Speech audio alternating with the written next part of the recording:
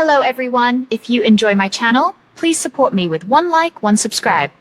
A surprise Venmo gift. Have you ever wondered whether love can travel through an app? Or whether a simple phone notification can carry the same warmth as a bright red envelope placed gently into your hands by someone who loves you? A few months ago, I believed I already knew the answer. I was wrong. What happened one cold January morning in the United States completely changed the way I looked at family, tradition, and even the small English words I practiced every single day. If you have ever felt far away from someone you love, or if learning English sometimes feels lonely, stay with me until the end of the story, because the biggest surprise was not the money. It was the message hidden inside it. My name is Emily, and I have lived in America with my husband and our 2 children for several years. Life here moves quickly. Every morning begins with alarm clocks, school lunches, traffic, coffee, work meetings, grocery shopping, homework, and trying to remember whether I already answered that important text message. Sometimes it feels as if life is running a marathon while I am still tying my shoes. Even family traditions can become shorter because everyone is busy. We celebrate birthdays with online invitations. We pay bills with our phones. We even order dinner without speaking to another person. Technology makes everything easier, but sometimes I quietly ask myself if it also makes everything feel smaller. That morning, while I was making breakfast, my phone buzzed once. I almost ignored it because I thought it was another advertisement or another reminder to pay something. Instead, I saw a Venmo notification. Grandma sent you $88. Under the payment was a short note. Happy Lunar New Year. May health, love, and luck always find your family. I smiled immediately. Then I laughed. My grandmother was 90 years old. Just 2 years earlier, she had proudly announced that smartphones were too clever for old people. Now she was sending digital lucky money across the country with perfect timing. I stood there holding my phone while my toast slowly burned in the toaster. My husband walked into the kitchen, smelled the smoke, looked at my face, and asked, "Everything okay?" I simply showed him my screen. He smiled and said, "Your grandma is officially cooler than both of us." We both laughed, but something inside me felt unexpectedly emotional. Growing up, lucky money was never about the dollar bills. It was about the moment. My grandmother would hold the red envelope carefully with both hands. She would smile, look directly into my eyes, and remind me that luck follows kind people, not rich people. She always spoke slowly, almost like an English teacher helping a beginner understand every word. Be thankful. Be honest. Work hard. Love your family. Those sentences stayed with me far longer than the money ever did. Now, thousands of miles away in America, there was no paper envelope. No soft red paper. No familiar smell of tea in Grandma's house. No warm hug before opening the gift. Only a phone screen. Yet somehow my heart was beating exactly the same way it had when I was 10 years old. That confused me. Could a digital payment really carry the same feeling? Or was my heart creating memories that technology could never replace? As I stirred my coffee, I realized this question was much bigger than Venmo. It was about whether traditions survive when the world changes. Scientists often explain that our brains connect powerful emotions with meaningful rituals. A familiar action, even a very small one, can trigger memories, comfort, and a feeling of belonging. Maybe that was why my grandmother included her short message. She knew the money would disappear into my bank account within seconds, but her words would stay much longer. Before I could think any further, another notification appeared. It was not money this time. It was a voice message from Grandma. She laughed before saying, "Did you get my lucky money? Don't spend it all on coffee." I burst into laughter because she knew me too well. Then her voice became softer. Remember, sweetheart, luck is never inside the envelope. It is inside the family that keeps loving each other. At that exact moment, I realized this year's Lunar New Year would become very different from every celebration before it. And I had absolutely no idea that one simple Venmo notification was about to begin the most meaningful family story we had ever lived together. Memories inside every red envelope. The strange thing about memories is that they never ask for permission before returning. One tiny notification on my phone pulled me back 20 years in less than a second. I was no longer standing in my bright American kitchen. In my mind, I was a little girl again, sitting beside my grandmother at a crowded Lunar New Year dinner, listening carefully to every story she told as if each word were another small gift hidden inside a red envelope. Isn't it amazing how the human brain works? Psychologists often explain that familiar sounds, smells, and family traditions activate emotional memory much more deeply than ordinary daily events. That may explain why one simple Venmo payment suddenly unlocked an entire chapter of my childhood. After breakfast, I kept looking at Grandma's message. $88. Not 80. Not 100. Exactly 88. Anyone who grew up in an Asian family knows that numbers sometimes carry meaning beyond mathematics. Grandma always believed that certain numbers represented blessings, prosperity, and hope. Whether or not science agrees with that belief hardly mattered to her. She believed traditions gave people something even more valuable than certainty. They gave people comfort. Later that afternoon, my daughter Lily noticed me smiling at my phone. "Mom," she asked, "why do you keep reading the same message?" I handed her my phone. This came from Grandma. She read it slowly because she liked practicing her reading aloud. Happy Lunar New Year. May health, love, and luck always find your family. She looked at me with curious eyes. Mom, is lucky money really lucky? Children ask questions that adults secretly wonder about but rarely say aloud. I smiled. I don't think the money itself is lucky. Then what is? The person who gives it.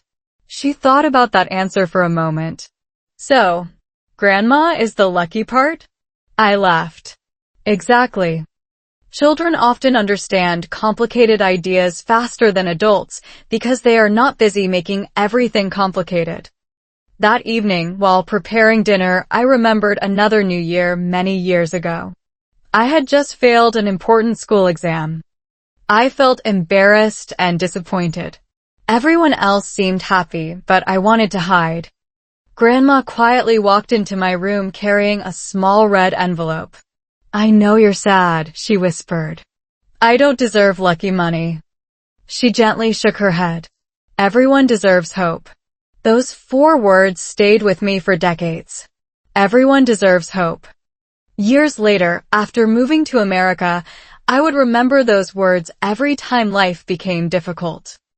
Learning English was one of those difficult seasons.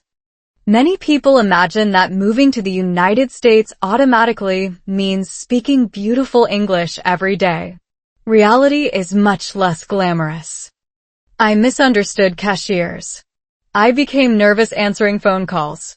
Sometimes I rehearsed one simple sentence 5 times before saying it. At restaurants, I occasionally smiled simply because I had no idea what someone had just asked me. If you've ever learned another language, you probably understand that strange feeling. Your thoughts are intelligent, but your vocabulary feels much smaller than your personality. Researchers studying language acquisition have found that emotional safety helps people learn more effectively. When learners feel relaxed instead of embarrassed, the brain stores new vocabulary more efficiently. That explains why stories are such powerful teachers. We rarely remember random word lists, but we remember conversations, emotions, and moments that touched our hearts. Grandma understood this long before I ever read about it. She never corrected me by saying, "You're wrong." Instead, she would smile and repeat the sentence naturally. If I said, I go to school, she would answer, "Oh, you went to school? That's wonderful." She corrected my English without making me feel ashamed. Today, I realized she wasn't only teaching language. She was protecting confidence. Confidence grows slowly, but embarrassment can destroy it in seconds. As I finished cooking dinner, another memory appeared. Every Lunar New Year, Grandma always waited until everyone had finished eating before giving out the red envelopes. She believed full stomachs created grateful hearts. No one rushed. No one looked at the amount inside. The moment itself mattered more than the money. Looking around my American dining room, I noticed something different. Our family often ate quickly because someone had soccer practice. Someone else had homework. Emails kept arriving. Phones buzzed every few minutes. Life was efficient. But was it meaningful enough? Technology had helped us save time. The real question was, what were we doing with all the time we saved? That evening, after dinner, I quietly opened Venmo one more time. Most people would simply transfer the money into their bank account and move on with life. My finger hovered above the screen. Then I stopped. For the first time in years, I realized I didn't want to spend Grandma's lucky money immediately. Not because of the amount. Because spending it somehow felt like closing a conversation that had only just begun. Little did I know, my husband had been watching me from across the room. With a curious smile, he finally asked the question that would change everything. So, can you tell me why one small digital payment means so much to your family? I took a deep breath. That conversation would become the beginning of something much bigger than either of us expected. Love across two cultures. Some of the most important conversations in a marriage never begin with a serious question. They begin with something unexpectedly small. In our case, everything started because my husband looked at my phone, pointed at Grandma's Venmo payment, smiled, and asked, "Can I ask you something without sounding completely clueless?" I laughed because I already knew what was coming. "Of course," I replied.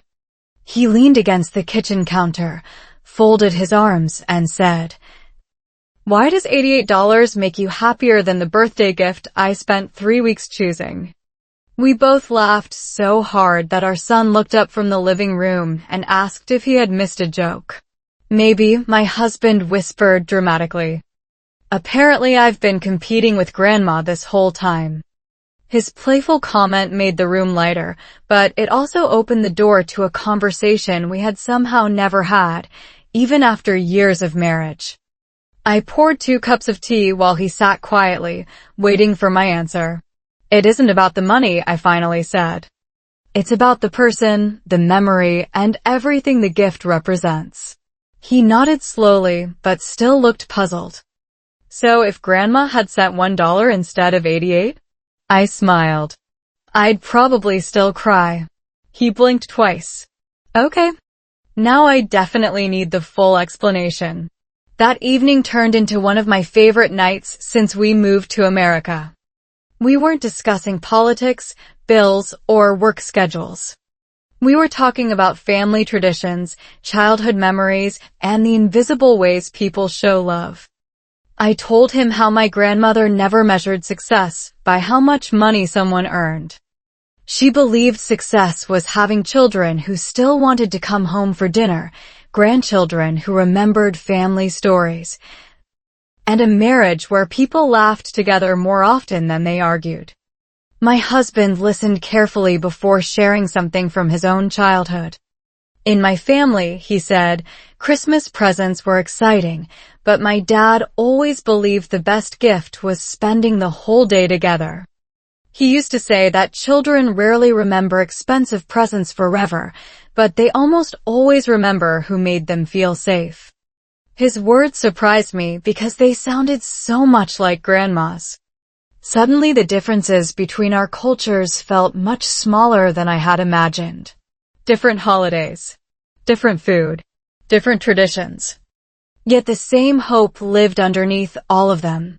Every family simply wanted love to survive another generation.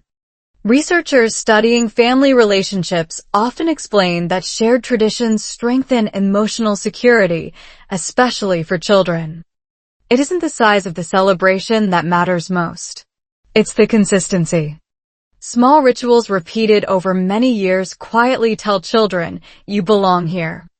Looking around our dining room, I wondered what memories our own children were collecting without us realizing it. Would they remember the gifts? Or would they remember the laughter while cooking together? The conversations after dinner? The silly family jokes that made no sense to anyone else? Just then, my husband picked up my phone again and looked at Grandma's message one more time. Health, love, and luck, he read slowly. Interesting order. Why? I asked. Because she didn't put money first. I smiled. Grandma never would. He laughed softly before saying something I will never forget. I think America could learn something from your grandmother. I teased him immediately. Careful. You're starting to sound like one of her grandchildren. Maybe that's already happening, he replied. We laughed again, but I noticed something had quietly changed. He was no longer asking questions because he didn't understand my tradition. He was asking because it was slowly becoming part of his own life too. Then he surprised me again. What if, he said, this year we don't just explain Lunar New Year to the kids? I looked at him curiously. What do you mean? He smiled with the kind of excitement that usually meant he had already planned something in his head. What if we celebrate it together? Not because it's your tradition or my tradition, but because it's becoming our family's tradition. I felt tears gathering before I could answer. Sometimes love doesn't arrive with fireworks or dramatic speeches. Sometimes it quietly sits across the kitchen table holding a cup of tea, willing to learn your childhood one story at a time.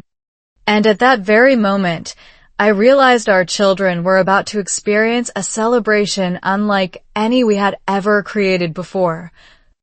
Beginning with one innocent question they would ask the very next morning.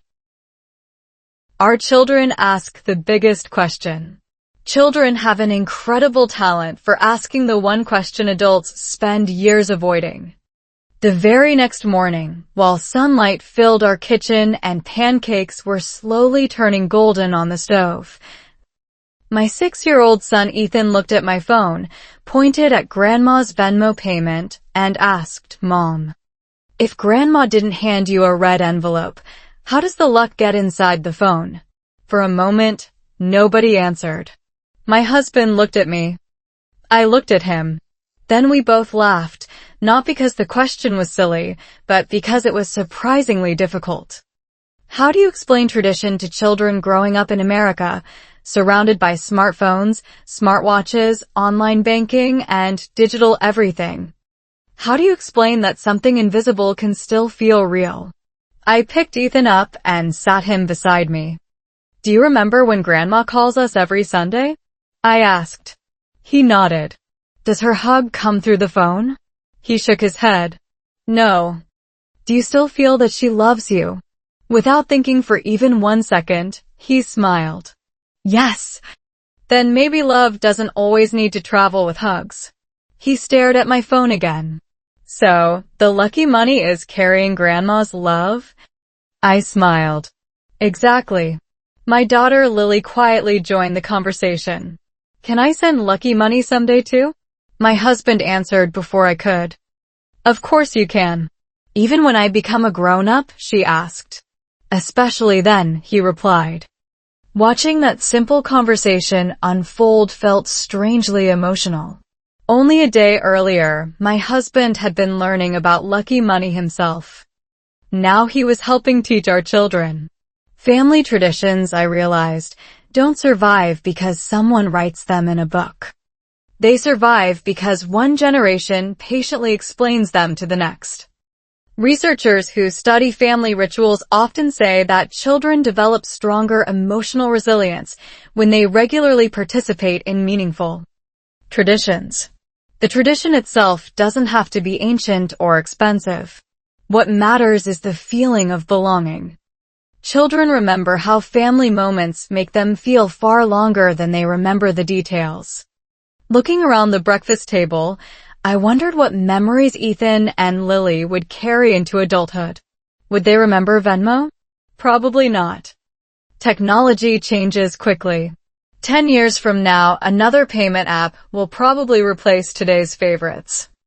But perhaps they would remember sitting together on a cold January morning, asking questions, laughing together, and hearing stories about their great-grandmother. That memory might last forever. After breakfast, Lily surprised everyone again. She disappeared upstairs for almost 20 minutes. When she finally returned, she was holding a bright red sheet of construction paper, a pair of child-safe scissors, several stickers, and way too much tape. "I'm making Grandma a digital red envelope," she proudly announced. My husband raised an eyebrow. "Digital?" She nodded confidently. "Well, first it's paper. Then I'll take a picture and send it to her." We couldn't stop laughing. Her logic was absolutely perfect in the wonderfully creative way only children can manage. Together we folded the paper into the shape of a traditional red envelope. She carefully drew tiny hearts, smiling lanterns, and a family standing together under colorful fireworks. Then she wrote, in large uneven letters, "I love you, great-grandma." She paused for a second before asking me another question. "Mom, how do you spell happiness?" That question touched me more deeply than she could ever imagine. We slowly sounded out each letter together. H, A, P, P, I, N, E, S, S. She repeated the word several times, smiling wider each time she said it. Moments like these reminded me why learning English through stories feels so natural. Vocabulary becomes easier when it connects to real emotions.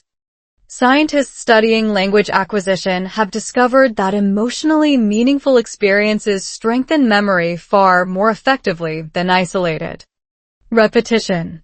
Maybe that's why I still remembered Grandma's simple advice from decades ago. It wasn't just language. It was love wrapped inside language. Later that afternoon, we photographed Lily's handmade envelope and sent it to Grandma along with a short message. Less than 5 minutes later, my phone rang. Grandma appeared on the screen wiping away tears while laughing at the same time. "That's the most beautiful digital red envelope I've ever received," she said. Then she looked directly at the children and whispered, "Next year. I think I have an even bigger surprise for all of you." The kids immediately gasped with excitement, but something in Grandma's smile told me she wasn't talking about money at all. When tradition meets technology. Is it possible for a smartphone to protect a family tradition instead of destroying it? I used to believe technology slowly pushed people farther apart. We texted instead of talking. We liked photos instead of making memories. We sent emojis instead of hugs. But after Grandma smiled through that video call and proudly held up Lily's handmade digital red envelope, I realized something unexpected. Maybe technology was never the real problem. Maybe the real question was whether we remembered to fill technology with love. The next morning, while everyone was getting ready for school and work, I noticed something unusual. Lily carefully placed her tablet on the kitchen table before breakfast. Ethan put his toy cars away without anyone asking. Even my husband looked less interested in checking the morning news. "Family meeting," he announced with a grin. The children immediately cheered as if we were about to reveal the destination of a surprise vacation. "What's happening?" I asked. My husband pulled out a notebook and said, "I've been thinking about what your grandmother said. Luck isn't inside the envelope. It's inside the family. So, maybe we should build our own family tradition." The room suddenly became very quiet. It was one of those rare moments when every person knew something important was about to happen. Ethan raised his hand as if he were sitting in a classroom. "Can traditions be invented?" he asked. My husband looked at me before answering. Every tradition was invented by someone. That simple sentence stopped all of us.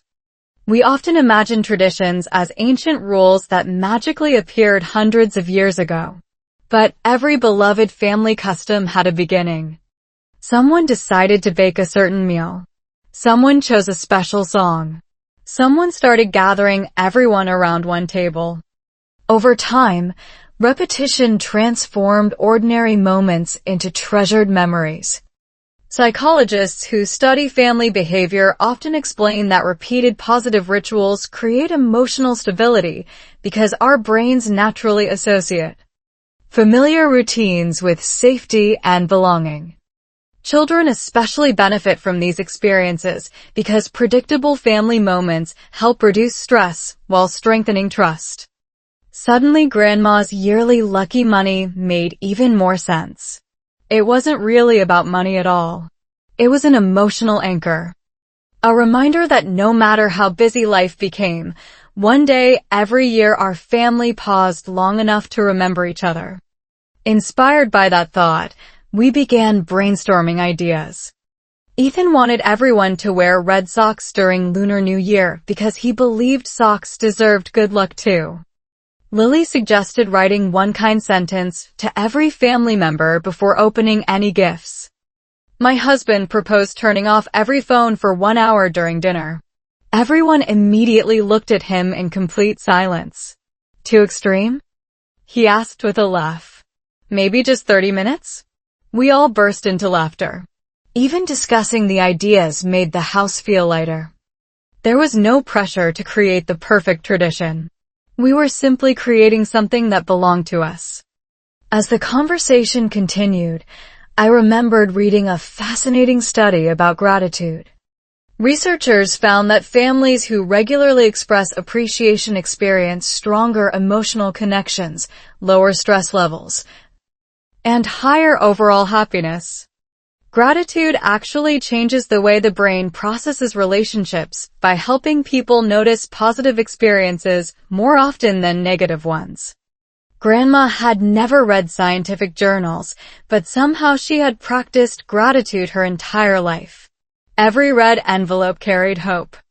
Every message ended with blessings instead of worries. Every conversation reminded people they mattered. Without realizing it, she had been teaching emotional resilience long before psychologists gave it a name. That afternoon, I opened Venmo once again. The $88 were still sitting in my account untouched. I stared at the balance for several seconds before an idea suddenly appeared. "What if we don't spend it?" I asked. My husband looked surprised. "You mean, keep it forever?" I shook my head. "Not forever. Just until we find someone who needs a little unexpected kindness." Lily's eyes became wide with excitement. "Like a surprise?" "Exactly," I answered. Ethan jumped from his chair. "Then Grandma's lucky money can make another family smile." At that exact moment, the money transformed into something completely different. It was no longer a payment. It had become a mission. We had no idea who would receive it or when the right moment would come, but somehow we all agreed to wait. Later that evening, just before bedtime, my phone buzzed again. Another message from Grandma appeared on the screen. It simply read, "Sometimes the best blessings are the ones you pass forward." I smiled, but a strange feeling settled in my heart. It almost sounded as if Grandma already knew what our family had decided. And somehow, deep inside, I couldn't shake the feeling that our chance to pass that blessing forward would arrive much sooner than any of us expected. Grandma arrived with more than luggage. Airports are funny places. Some people arrive carrying expensive suitcases. Others arrive carrying flowers, souvenirs, or business plans. But every once in a while, someone walks through those automatic doors carrying something completely invisible that changes an entire family. When Grandma finally came to visit us in the United States, She brought only one small suitcase, one comfortable coat, and one warm smile. Yet somehow, by the end of the first afternoon, our house already felt bigger, brighter, and strangely calmer. The children spotted her before I did. "Great-grandma!" Ethan shouted so loudly that several travelers turned around smiling. Grandma opened her arms just in time for two excited grandchildren to nearly knock her over with hugs. She laughed so hard that even the airport security officer nearby couldn't help smiling. "Slow down," she joked. "I'm old, not a football player." My husband quickly grabbed her suitcase while I hugged her tightly. It had been far too long. Video calls had kept us connected, but standing beside her again reminded me that no screen could ever replace being together. As we drove home through the busy streets, Grandma quietly watched everything outside the car window. Tall buildings, coffee shops, bicycles, parks, electric cars, people walking dogs, children racing across playgrounds. America looked different from the place she had imagined years ago. Finally, she smiled and whispered, "People change, cities change. But families still smile the same way." That simple sentence stayed with me for the rest of the day. After arriving home, the children immediately began giving Grandma a grand tour. Ethan proudly showed her every toy in his room as if she were visiting a museum. Lily displayed her bookshelf, her drawings, and finally the handmade digital red envelope she had created a few days earlier. Grandma held the picture carefully with both hands, studying every tiny heart and every colorful sticker. "This belongs in a frame," she declared. Lily's face lit up brighter than the afternoon sunshine pouring through the living room windows. Researchers often explain that sincere praise from grandparents has a unique emotional impact on children. Unlike compliments from teachers or friends, encouragement from older family members strengthens a child's sense of identity and belonging. Watching Grandma and the children together, I could almost see that science happening in real time. Confidence was quietly growing inside two little hearts. Later that evening, while dinner filled the house with delicious smells, Grandma surprised everyone again. Instead of sitting down to rest after her long journey, she quietly walked into the kitchen beside me. "Can I help?" she asked. "You should relax," I answered. "You've been traveling all day." She smiled mischievously. "I've been cooking longer than you've been alive." I laughed because arguing with Grandma about cooking was as pointless as arguing with the weather. Soon we were chopping vegetables together while my husband prepared the table and the children carefully folded bright red napkins because they insisted every Lunar New Year dinner needed more lucky colors. The kitchen became wonderfully noisy. Pots clinked. Water boiled. Laughter bounced from one room to another. Grandma suddenly looked at my husband and asked, "Do you know the secret ingredient?" He looked nervous. "Love." She nodded dramatically. "Correct answer. You may stay in the family." Everyone burst into laughter. Dinner tasted wonderful, but the conversation tasted even better. Grandma shared funny childhood stories that I had somehow never heard before. She told the children how I once cried because I believed a goldfish was lonely without television. She described how I tried to teach our cat to sit at the dinner table like a human. My husband laughed so hard he nearly dropped his fork. "You conveniently forgot to mention these stories while we were dating," he teased. I covered my face in embarrassment while Grandma simply winked. Sometimes family stories are the best reminder that nobody begins life looking impressive. As dessert arrived, Ethan suddenly remembered something important.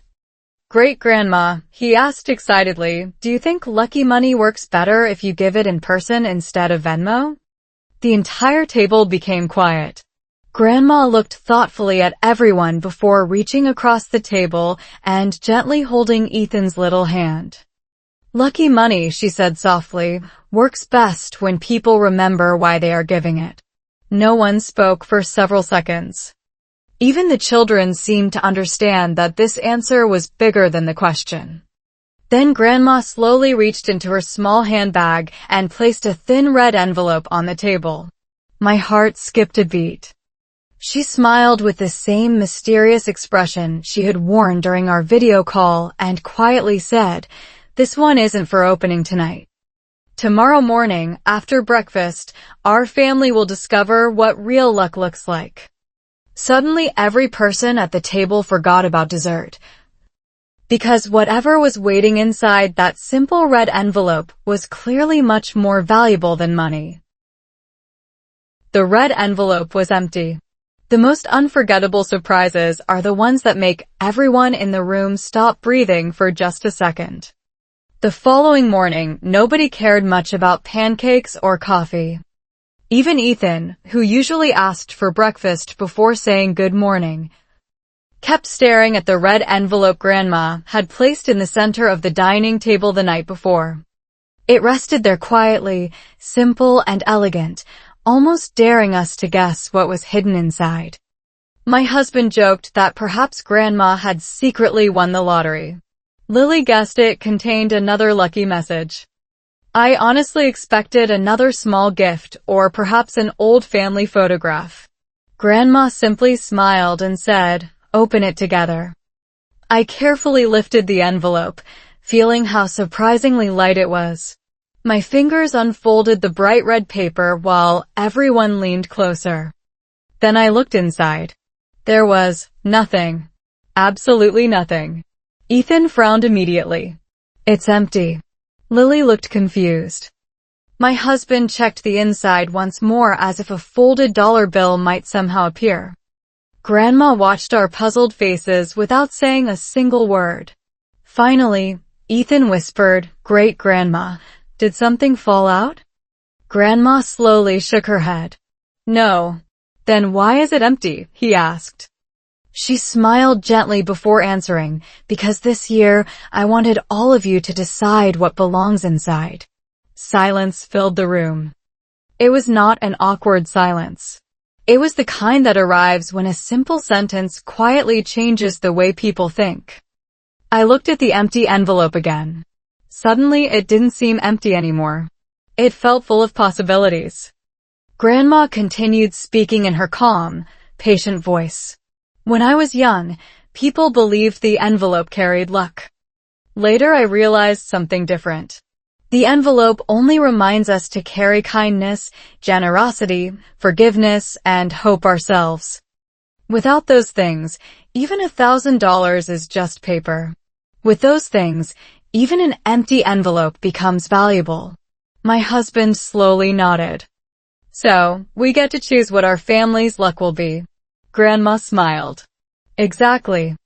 Psychologists who study positive family relationships often explain that shared meaning is one of the strongest predictors of long-term happiness. Families become stronger not because they avoid problems, but because they agree on values that help them face those problems together. Looking around our table, I realized Grandma wasn't giving us money anymore. She was giving us responsibility. Ethan suddenly raised his little hand. "Can I put something inside?" Grandma nodded. He ran upstairs as fast as his little legs could carry him. A minute later, he returned holding a tiny toy dinosaur. "This was my favorite," he explained. "But another kid might need a happy dinosaur more than I do." Grandma's eyes filled with tears. "That," she whispered, "is exactly how luck grows." Lily disappeared next. She returned carrying a handwritten note folded into the shape of a tiny heart. I unfolded it carefully. In bright blue crayon she had written, "I want our family to laugh every day." Nobody spoke for several seconds. My husband quietly cleared his throat before placing something into the envelope himself. It was not money. It was a small card with one sentence written across the front, "One phone-free family dinner every Sunday." He looked at the children and smiled. Real conversations deserve our full attention. I couldn't stop smiling. Then everyone looked at me. What could I possibly place inside that envelope? I thought about Grandma's Venmo payment. I thought about our conversations, our laughter, and the decision to save the $88 until the right opportunity appeared. Finally, I reached for my phone, opened Venmo, and showed everyone the untouched balance. I'm putting this promise inside, I said softly. The next family that truly needs unexpected kindness will receive Grandma's lucky money. Grandma gently squeezed my hand. Now, she whispered, the envelope is finally full. Later that afternoon, something extraordinary happened. While leaving the neighborhood grocery store, we noticed an exhausted young mother standing beside her car with two small children. She wasn't crying, but her face carried the quiet expression of someone trying very hard to stay strong. Her bank card had been declined at the checkout, and she was apologizing over and over while holding back tears. The children stood silently beside her, clearly embarrassed, although none of it was their fault. My husband looked at me. I looked at Grandma.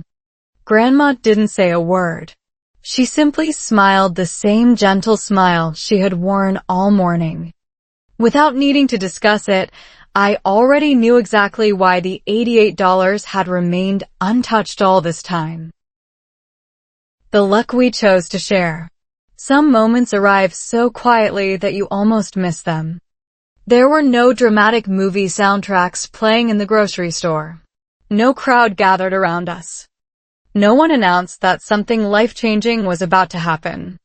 There was only a tired young mother standing beside the customer service counter, two small children holding her hands, and an employee gently explaining that her payment still wasn't going through. The little boy kept asking, "Mom, are we still having dinner tonight?" The question was innocent, but it carried a weight that every parent in the world would understand. My heart tightened instantly. I looked at my husband. He looked at me. Then we both turned toward Grandma. She didn't speak. She simply gave the smallest nod, almost as if she had been expecting this moment all along. Suddenly I understood why she had never told us how to use the lucky money. Real generosity cannot be forced. It has to be discovered. Without saying another word, I opened my phone, tapped the Venmo balance that had remained untouched since Lunar New Year, and quietly walked toward the young mother. "Excuse me," I said softly. She looked embarrassed before I had even finished speaking. "I'm so sorry," she whispered. "We're fine. It's just one of those days." I smiled gently. "I know." Then I explained that my grandmother had sent our family lucky money with one request hidden inside it. "Pass the blessing forward when the right moment arrives." I asked if she would allow our family to help with her groceries. She immediately shook her head. "I can't accept that." Grandma slowly stepped forward, holding the empty red envelope from yesterday. "This isn't charity," she said kindly. "It's your turn to carry the luck. Someday, when life smiles at you again, you can pass it to someone else." The young mother's eyes filled with tears almost instantly. She looked at her children, then back at us. Finally, she whispered one simple word. "Thank you." Scientists who study generosity have discovered something remarkable. Acts of kindness don't only improve the lives of people receiving help. They also increase happiness, reduce stress, and strengthen emotional well-being in the people giving help. Researchers even describe generosity as something that spreads socially, inspiring others who witness it to become more compassionate themselves. Standing there in that ordinary grocery store, I realized we were experiencing exactly what those researchers had described. The cashier smiled. Another customer quietly offered to help carry grocery bags to the woman's car. A little girl standing nearby asked her father if they could also do something kind for another family someday. Kindness was moving from person to person faster than money ever could. As we walked back to our own car, Ethan tugged gently on Grandma's coat. "Did we just spend all the lucky money?" he asked. Grandma smiled warmly. "No." He looked confused. "But the money's gone." She gently touched his heart with one finger. The money moved. The luck stayed. Ethan thought about those words for several seconds before slowly smiling. "Oh," he whispered. "Now I get it." Children often understand life's biggest lessons in a single sentence that adults spend years trying to explain. During the drive home, nobody turned on the radio. Nobody checked their phones. The car felt peaceful, almost sacred. Finally, my husband broke the silence. "You know," he said, "I thought Grandma's Venmo payment was the gift." Grandma laughed softly from the back seat. "Most people would think that. But it wasn't, was it?" he continued. Grandma shook her head. "The payment only opened the door. Walking through it was your choice." Those words stayed with me long after we arrived home. That evening, while the children played in the living room, I noticed the empty red envelope resting on the bookshelf. Yesterday it had looked unfinished. Today it looked complete. It no longer needed money inside because it was already filled with something far more valuable, a family memory that our children would carry for the rest of their lives. Before bedtime, Lily quietly walked over to the envelope and slipped another tiny note inside. Curious, I unfolded it after she had gone upstairs. In careful handwriting, she had written, "Real lucky money makes more people smile." I couldn't stop smiling myself. Grandma saw the note, nodded proudly, and whispered, "Now our family's tradition truly belongs to the next generation." At that moment, I realized our story was far from over, because the greatest surprise Grandma had planned was never about a red envelope, a Venmo payment, or even the money we had given away. It was about showing us that the richest families are not the ones who keep every blessing, they are the ones who know exactly when to share it. Our new family tradition. Funny enough, the most meaningful traditions rarely begin with a grand announcement. They usually start with one small decision that seems almost ordinary at the time. A week after we helped the young mother at the grocery store, our family gathered around the dinner table again. There were no holiday decorations, no fireworks, no special occasion marked on the calendar. It was simply an ordinary Sunday evening in America. Yet somehow, every chair around our table felt connected to something much larger than a meal. Grandma looked around the room with the quiet smile she always wore whenever she believed something beautiful was growing. Then she asked a question that caught all of us by surprise. What should this tradition be called? The children immediately became excited.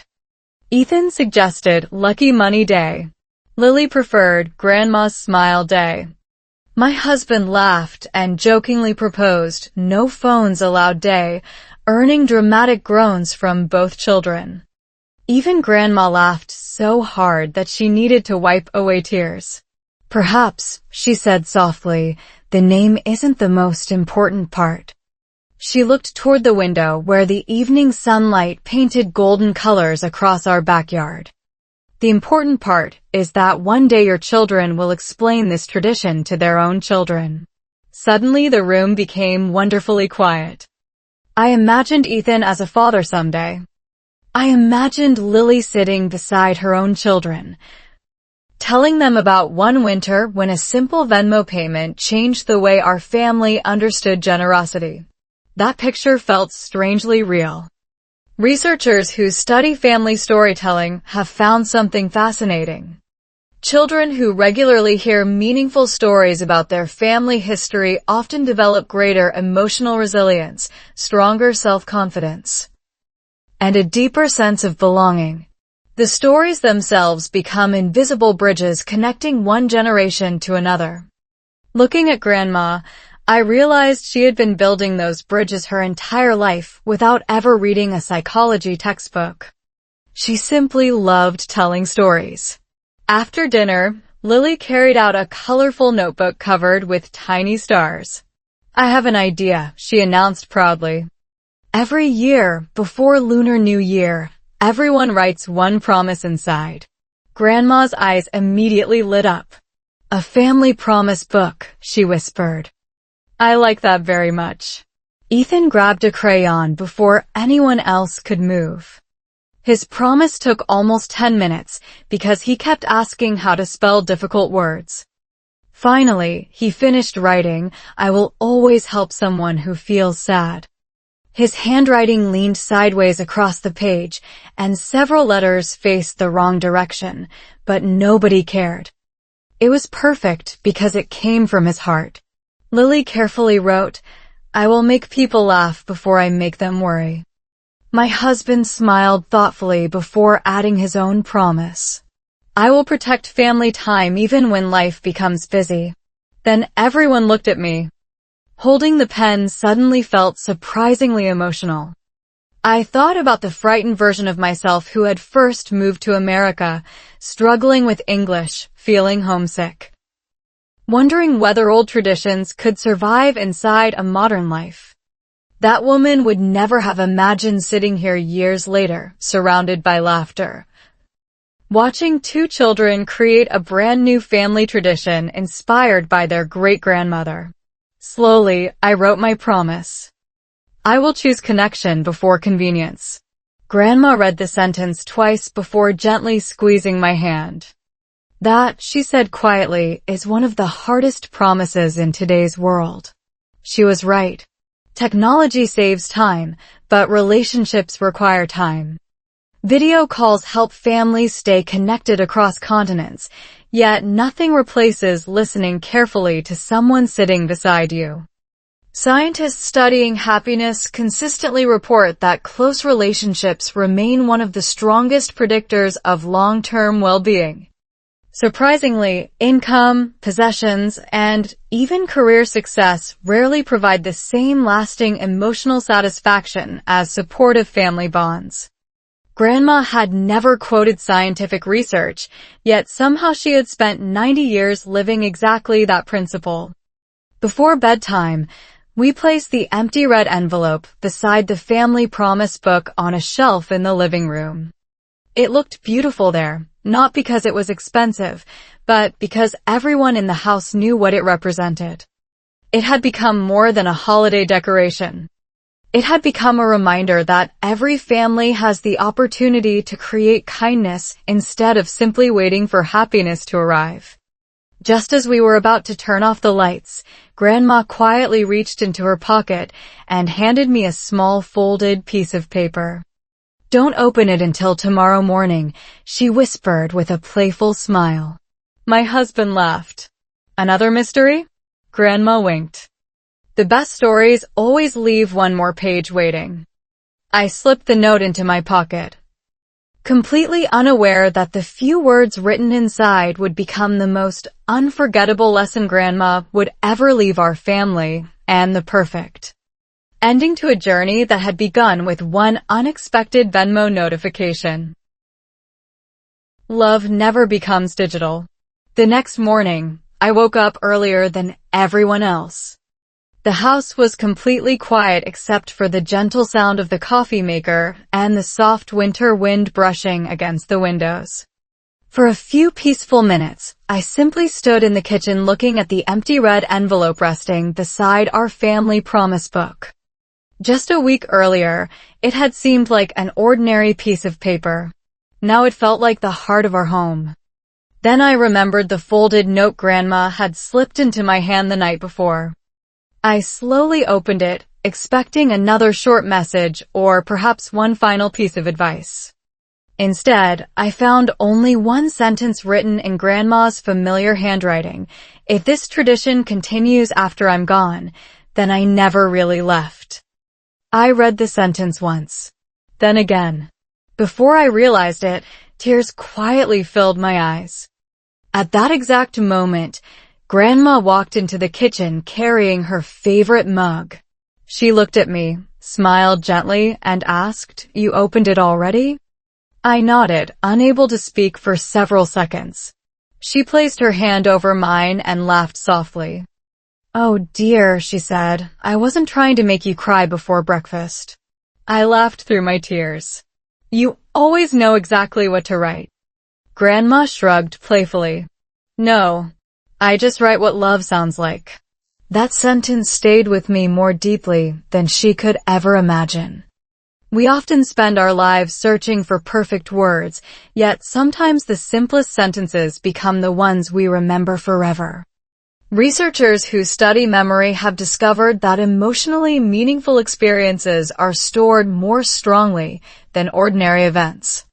Our brains naturally hold on to moments connected with love, gratitude, and belonging. Perhaps that explains why I could still remember Grandma's voice from my childhood more clearly than conversations I had only a month ago. Love has a remarkable way of becoming unforgettable. Soon everyone else came downstairs. The children immediately hugged Grandma good morning, and my husband started making pancakes while pretending he was the world's greatest chef. Ethan loudly announced that flipping pancakes should become another family tradition. The first pancake landed on the floor instead of the plate.